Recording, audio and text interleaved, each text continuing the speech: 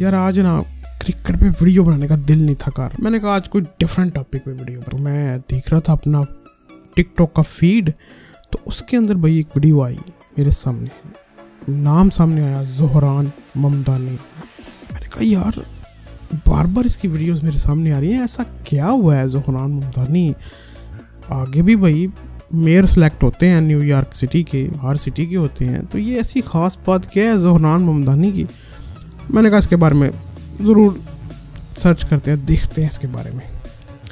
तो जब मैंने देखना शुरू किया तो थोड़ा सा मैंने इस पर वर्कआउट किया, पता चला भाई ये मुसलमान हैं और पहले मुसलमान हैं जो न्यूयॉर्क के मेयर सेलेक्ट, और दूसरा कम उम्र में, यानी कि पूरी 100 साल की हिस्ट्री में भाई ये जो है वो इतनी कम उम्र का मेयर सेलेक्ट नहीं हुआ न्यूयॉर्क सिटी का। मैंने कहा वाह ये तो और अच्छी बात है, चलो आगे चल के देखते हैं। आगे चले तो पता चला जी पाकिस्तान के अंदर भाई रौला पड़ा हुआ है, और देखो जी मुसलमान जो है वो मेयर जो है लग गया है, मुसलमान मेयर लग गया है। मैंने कहा यार कोई ख़ास मुसलमान कम्युनिटी ने वोट किया होगा। मैं कहा चलो इसके बारे में भी देखते हैं। तो मैंने देखना शुरू किया तो फिर मुझे पता चला कि हर कम्युनिटी ने, कोई भी जो कम्युनिटी थी सब ने वोट किया भाई उसको। ऐसा नहीं है कि किसी एक कम्युनिटी ने उसके अगेंस्ट नहीं किया या एक कम्युनिटी ने वोट बहुत ज़्यादा कर दिया तो वो जीत गया, नहीं, सब ने वोट किया है। उनका भाई कानून है, उनके मुल्क का लॉ है, वो भाई उधर कुछ भी आ सकता है, उधर क्रिश्चियन भी आ सकता है, हिंदू भी आ सकता है, मुसलमान भी आ सकता है भाई, उनकी जो कानून है वो अलाउ करता है, तो फिर दूसरी कोई बात की नहीं जा सकती। आल दो इसके अगेंस्ट जो है ना वहाँ की फेडरल गवर्नमेंट यानी कि डोनाल्ड ट्रंप वो बहुत ज़्यादा अगेंस्ट है। और जब ये वोटिंग कास्ट जब स्टार्ट हुई थी तो डोनाल्ड ट्रंप ने भाई ट्वीट भी किया था कि भाई जो इसके अगेंस्ट में खड़ा था उनका नाम था, जिसको बहुत ज़्यादा भाई सपोर्ट हासिल थी, वो वहाँ के बिलियनर्स की सपोर्ट हासिल थी, उसका नाम है एंड्रयू कुओमो। लग भी रहा था कि उसने जीत जाना। 2024 यानी कि 10 माह पहले जब ये कैंपेन स्टार्ट हुई थी मेयर के लिए, ज़ोहरान ममदानी का नाम सबसे नीचे था। उसके जीतने के जो चांसेस थे वो जस्ट 1% थे, और एंड्रयू कुओमो के जो जीतने के चांसेस थे वो 33% थे। जब मैंने ये मैंने जब एक वो जिसे कहते हैं ना वो रिज़ल्ट देखा, ये जो रिज़ल्ट है, ये फिगर्स हैं, ये आम नहीं है, हवा में बनाई हुई फिगर नहीं है, ये पाकिस्तान इंडिया की बनाई हुई फिगर नहीं है, ये अमेरिका की किसी कंपनी की बनाई हुई फिगर्स हैं। इसमें कितना जेन्युइननेस होगा, कितनी ये एक्चुअल रिपोर्ट होगी, ये आप भी समझ सकते हैं, मैं भी समझ सकता हूँ। तो मैंने कहा यार 1% से कैसे ये 44% यार ये वोट ले गया।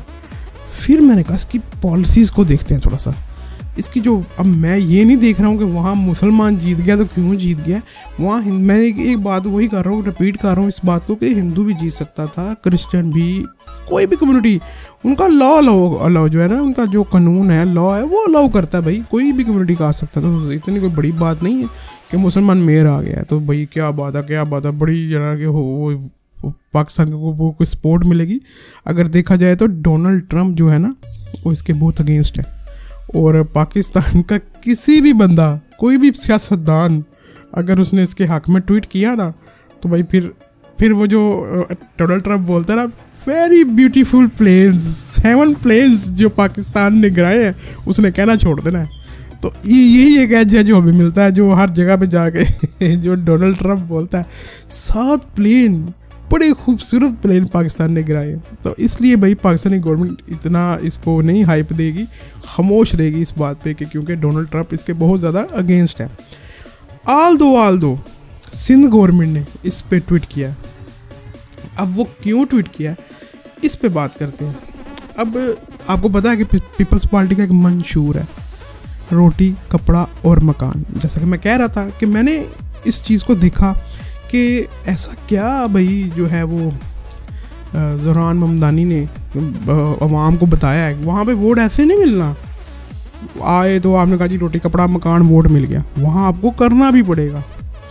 तो वहाँ पे उसने यही बात बोली कि रोटी कपड़ा और मकान, यानी कि ये तो मैं उर्दू में कह रहा हूँ लेकिन उसने सारी बातें इंग्लिश में ये बात बोली होगी वहाँ पे। उसके अंदर सबसे पहले जो उसकी मुझे पॉलिसी बहुत अच्छी लगी, उसने कहा कि मैं जो रेंट है ना, रेंट वो फ्रीज़ कर दूंगा। फ्रीज से मुराद के जैसे होता है कि एक जगह आप न्यूयॉर्क सिटी बहुत बिजिएस्ट सिटी है, इसको ऐसे और नाम से सर्च करें ना तो ऐसे लगता, मुझे भी यही लगता था कि न्यूयॉर्क जो है वो अमेरिका का कैपिटल है। नहीं, कैपिटल वाशिंगटन डीसी है।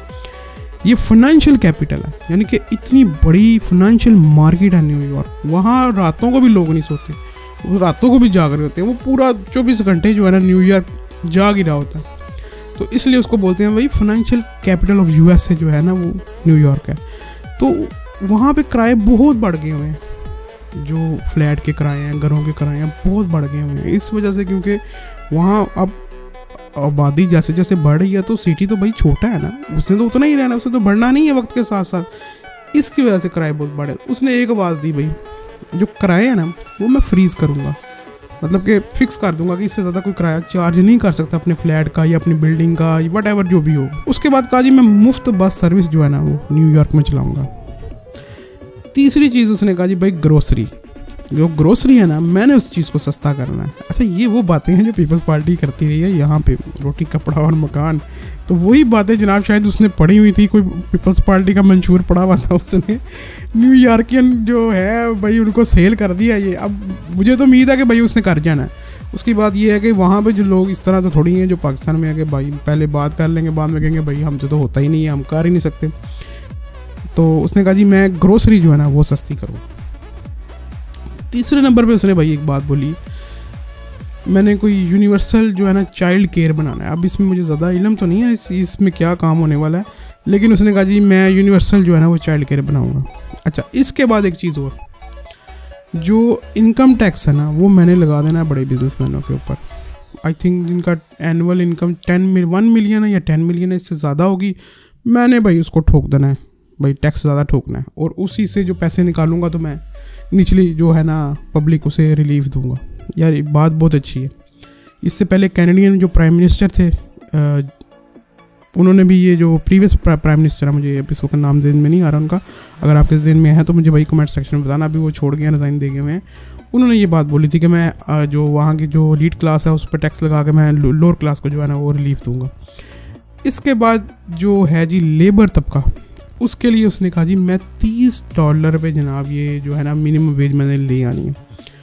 अब मैंने इसमें देखा तो $30 का मतलब ये नहीं है कि जनवरी 2026 से जो है ना वो ज़ोहरान ममदानी ने जो है ना वो वहाँ का मेयर का जो है वो संभाल लेनी है सीट। तो ये नहीं है कि वो 1 जनवरी 2026 को बैठेगा और जो मिनिमम वेज है वो $30 हो जाएगी। मेरे ख्याल से 5 साल का टर्नओवर होता है या 4 साल का टर्नओवर होता है। उसके साथ आहिस्ता आहिस्ता इसने ग्रेजुअली जो है ना उसको $30 पे लेके जानी है। इस वक्त जो मिनिमम जो वेज चल रही है न्यूयॉर्क में वो $16 है। अच्छा जी, इसमें एक चीज़ और उसने बात बोली है कि पुलिस में जनाब उसने रिफॉर्म्स लेके आने। मैं कहा यार ये तो बड़ी जो है लोकल किस्म की बातें कर रहे हैं, जो पाकिस्तानी बातें करते हैं, शायद इसलिए यहाँ से पॉइंट उठा के ना न्यूयॉर्क में इम्प्लीमेंट कर देने हैं। उसने कहा जी पुलिस में रिफॉर्म्स लेके आने हैं कि जो ऐसे काम हैं जो यानी कि जो वायलेंस वाले नहीं हैं, ठीक है, उसको पुलिस को उससे अलहदा कर देना है और एक डिपार्टमेंट बनाना है जिसका नाम है department of community safety, DCS। उसने एक डिपार्टमेंट बनाना है न्यूयॉर्क के अंदर। अब इसका मकसद क्या होगा कि जो काम पुलिस के होंगे, जैसे कि कोई कत्ल हो गया, चोरी हो गई, कोई इस तरह के वायलेंस वाले काम हो गए, मारा मारी के काम हुए, लड़ाई झगड़े वाले काम हुए, यानी कि जो मेन काम है पुलिस का, पुलिस वो देखेगी। जो काम इससे हटके है यानी कि जो वायलेंस वाले नहीं होंगे उसके लिए अलग डिपार्टमेंट है वो उसको देखेगी। यानी कि पुलिस का जो बर्डन है ना कि हर चीज़ को जाके पुलिस ही देखे, उससे हट के उसने एक डिपार्टमेंट, पुलिस से ही ये डिपार्टमेंट अंडर पुलिस के ही आएगा। अच्छा, मैंने ये वीडियो क्यों बनाई है? इसका बनाने का सिर्फ एक ही मकसद था। अगर आप ये सोच रहे हो कि आप हार गए हो, आप 1% पे खड़े हो, तो फिर आप देख लेना ज़ोहरान ममदानी को, उसकी स्ट्रगल को देख लेना। गली गली में जाके उसने बताया, उसको लोग सुनने को तैयार नहीं थे। वो लोगों को एक लोगों को वहाँ के न्यूयॉर्क के लोगों को पकड़ के कहता था कि मेरा ये मंशूर है, मेरा ये मंशूर है। कोई इसकी बात सुनने को तैयार नहीं था। क्यों? क्योंकि वो 1% चांसेस थे, शायद उसे लोग जानते भी नहीं थे ना। उसके पास कोई बड़ा बिजनेसमैन था जो उसको सपोर्ट करता, तो उसकी मार्केटिंग करता, उस पर पैसा लगाता। उसने खुद ही सारे ये चीज़ों को खुद किया और मेहनत की और इस लगन से की कि मैं ये जो इलेक्शन है जीतूं, और वो इलेक्शन जीत गया। तो अगर वो ये सोच जाता मेरे पास तो सिर्फ 1% है तो मैं कितनी भी दौड़ लगाऊंगा, कोई 10% तक आ जाऊंगा, 20% तक आ जाऊंगा, लेकिन ये सोच छोड़ के उसने दौड़ लगाई। मैं इस सोच से जो है ना उससे जो है वो बिल्कुल एग्री करें किया कि जो हार है वो इंसान के माइंड की है। अगर आप सोच लेते हो तो आप हार जाते हो। तो ये मेरा आज वीडियो बनाने का मकसद था कि ज़ोहरान ममदानी अगर न्यूयॉर्क का मेयर बना है, वो 1% से मेयर बना है, तो फिर मैं यहाँ यही बोलूँगा कि हार सिर्फ आपके माइंड की होती है, आपकी सोच की होती है। नंबर्स मैटर नहीं करते, मैटर्स करती है तो आपकी मेहनत और आपका मिशन। तो मिलते हैं भाई नेक्स्ट वीडियो में, तब तक के लिए अपना ढेर सारा ख्याल रखिएगा। टेक केयर, अल्लाह हाफिज़। पाकिस्तान जिंदाबाद, पाकिस्तान पाइंदाबाद।